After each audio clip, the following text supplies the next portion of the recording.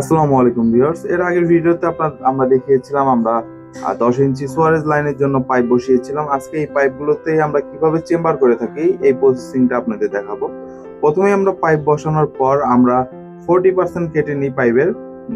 আমাদের পাইপের নিচে মানে কোনো প্রকার সিমেন্ট থাকে না, আমাদের পাইপের চেম্বারের নিচে আমাদের পাইপই থাকে। এর কারণে যে কোনো ময়লা আবর্জনা পানির ফ্লোতেই চলে যায়, বাজার কোনো সম্ভাবনা থাকে না। দেখতে পাচ্ছেন এখানে আমরা 40% কেটে নিয়েছি এবং আমরা চেম্বারটা করব 24 ইঞ্চি। চেম্বারের স্ট্যান্ডার্ড সাইজই হলো 24 ইঞ্চি।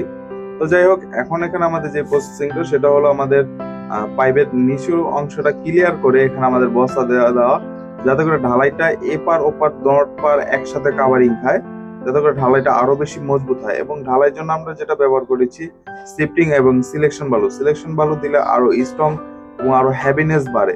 তো যাই হোক, আমরা বিগত ভিডিওতে আমরা দেখিয়েছিলাম আমাদের পাইপের ফুল যত কাজ আছে এগুলো আমরা করে থাকি, যেমন পিট ঢালাই দেওয়া, স্ল্যাব করা। কিন্তু এটা আসলে আমরা এখানে এটা না করার কারণ হলো আমাদের কাজের চাপ খুবই বেশি। এর জন্য এখানে যেই চেম্বার বা পিটের ইয়াগুলো আছে এগুলো আমরা রাজমিস্ত্রিদের কন্ট্রাক্ট দিয়ে দিয়েছিলাম।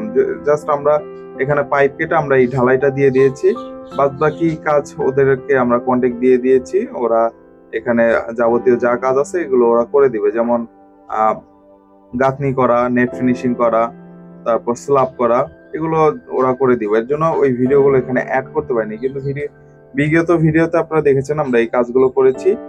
তারপর গাঁথনি করার পূর্বে যেটা করতে হবে, আমাদের যেই হরিজন্টাল বা ভার্টিক্যাল গুলো নামবে সেগুলোর জন্য অবশ্যই পাইপের গ্যাপ রেখে দিতে হবে বা পাইপ রেখে দিতে হবে, যাতে করে পরবর্তীতে আর গাঁথনি বা চেম্বার না ভাঙা লাগে। এর জন্য আমরা পাইপ কেটে রেখে দিয়েছিলাম এবং ওই পাইপগুলো আমরা রাজমিস্ত্রিদেরকে দিয়ে বসিয়ে রেখে দিয়েছিলাম। ওরা সুন্দর মতো গাঁথনি কেটে দিয়েছে, পাইপগুলো গাঁথনির ভিতরে চলে গেছে।